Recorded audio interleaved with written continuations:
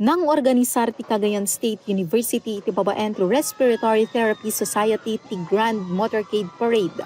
Apakabigbigan kadagiti nakapasa iti 2025 Respiratory Therapies Licensure Examination anaangay iti Pebrero 11 agingga 12.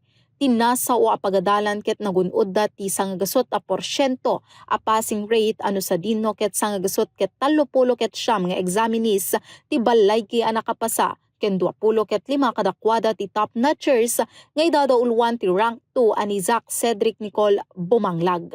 Ni Bumanglag ket adaan iti kadagupan nga score asya 10 ket 3%.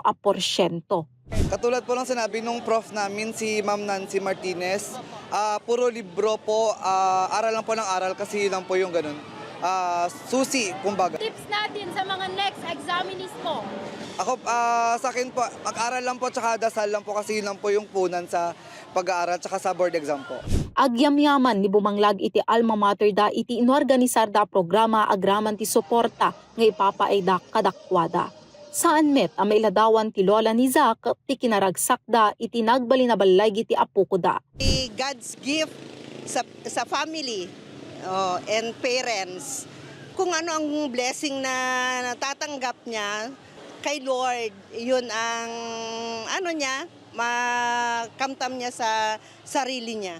Naamuan adaytoyan ti may kapito agundaway at top performing school ti Cagayan State University for respiratory therapies nationwide.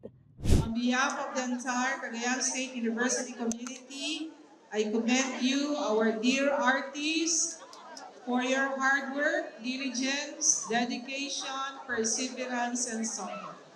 I encourage everyone, our dear artists, to do your best to be of good service to humanity. Pinaghirapan nyo ang inyong mga lisensya, kailangan paghirapan nyo din na magserbisyo sa humanity o sa taong bayan. Kabayatan na adda tinaawat da cash incentive dagiti top notchers manipod iti universidad. 45,000 pesos para iti top 2, 40,000 pesos iti top 3, tig 35,000 pesos dagiti top 4, tig 30,000 pesos dagiti top 5, ken tig 25,000 pesos dagiti top 6 agingga top 10. Nika Jane Ganoy, Balitang Solid North.